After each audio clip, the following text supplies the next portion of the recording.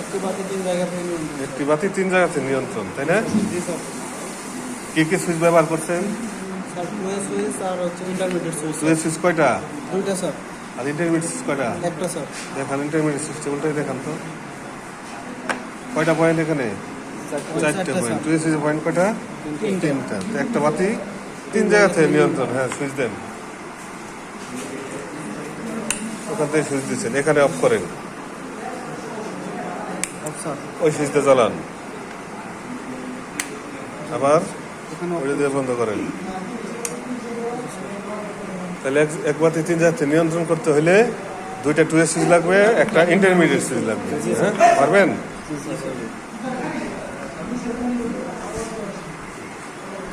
আরেকবার দেখান।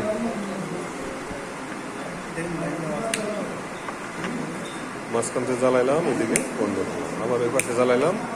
যখন যার খুশি সে জ্বালাইতে পারবে, বন্ধ করতে পারবে। হ্যাঁ।